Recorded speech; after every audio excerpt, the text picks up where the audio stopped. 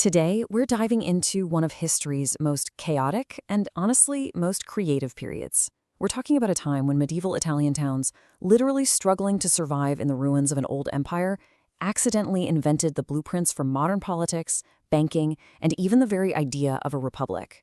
And you really can't talk about this without starting with Machiavelli. He absolutely nailed it. He saw that the story of these city-states was a story of relentless conflict. But here's the twist. This conflict wasn't a flaw in the system, it was the system.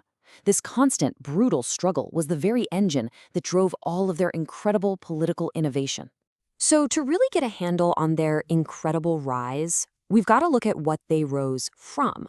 And what they rose from was, well, a world where any kind of central authority had completely collapsed, leaving this massive power vacuum. I mean, just picture it. Between the 5th and 10th centuries, all the institutions that held Italy together just dissolved. Great cities, think Rome and Milan, just decayed. They basically turned into tiny villages, huddled among these magnificent ruins of their past. The whole concept of city administration was pretty much gone. For centuries, you just see power crumbling away. Rome falls, then Charlemagne's empire collapses, and no king or emperor could really get a grip on Italy. So in the cities, who was left? The only figure with any real authority was the local bishop. That's it. A huge power vacuum. Okay, so things look pretty bleak. What kicks off the comeback? Well, it wasn't just one thing.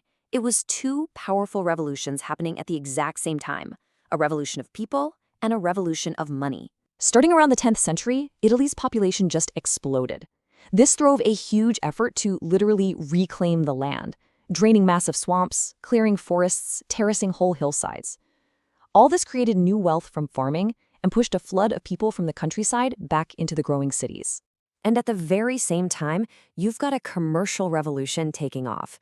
Now look, local trade in basics like grain and wine, that was essential. You needed it to survive. But the real game changer? That was the high-risk, high-reward international trade. We're talking spices from the East, luxurious textiles. This is what created unbelievable fortunes, and it demanded really sophisticated financial systems to manage it all. And you know, their secret weapon was geography. Italy's position right at the crossroads of the world allowed cities like Venice and Genoa to just dominate global trade. This is what spurred the invention of modern banking and credit. They simply had to come up with it to manage all the cash flowing through. Okay, so you've got cities just buzzing with new people, new money. But still, no one's really in charge. This creates the perfect storm for a totally radical experiment. Citizens deciding to take a huge leap and just rule themselves. So the big question is, how on earth does a city govern itself in all this chaos?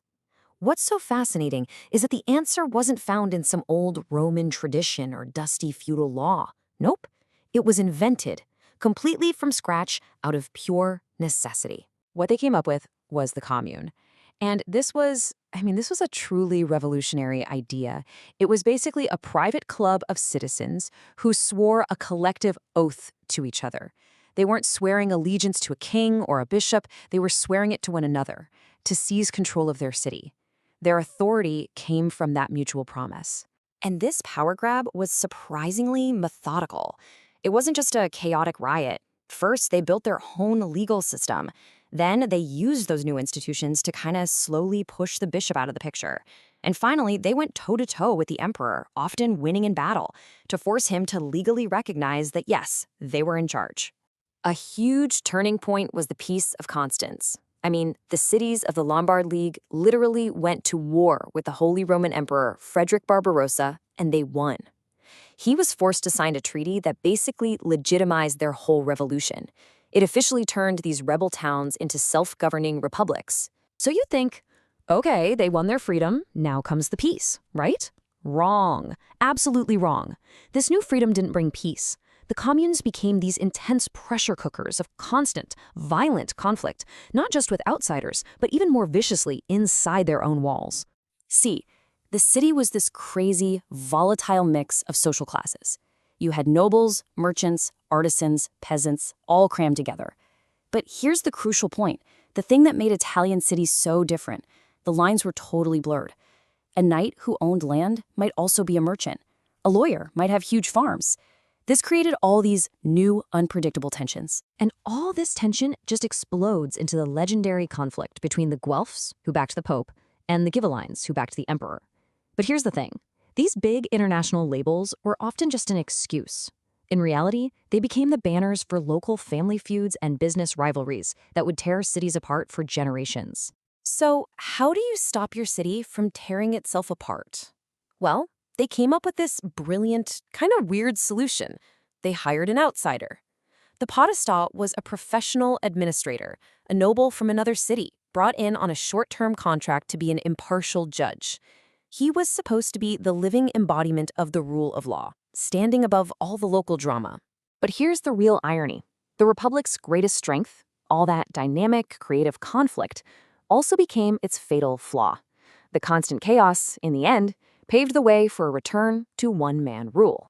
The source material puts it beautifully. It's like a hungry person dreaming of food. The citizens, just completely exhausted by decades of civil war, began to dream of harmony. The constant bickering, the slow decision-making, the sheer violence, it all created this deep craving for peace and order, even if it meant giving up some freedom. And that exhaustion opened the door for the Signoria, the rule of a single lord. Ambitious, powerful men saw their chance.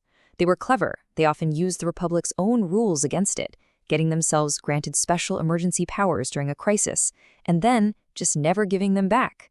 They promised peace, and the people, tired of chaos, often went along with it. And this transition happened fast. By the end of the 13th century, Milan, one of the most powerful communes, had fallen to a signore, and it never went back.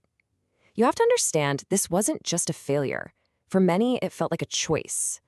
After this intense political education in the school of chaos, a lot of citizens decided that, you know what, stability under one guy is better than endless civil war. So what's the takeaway here? These communes, born out of pure anarchy, became the world's first laboratories for modern government.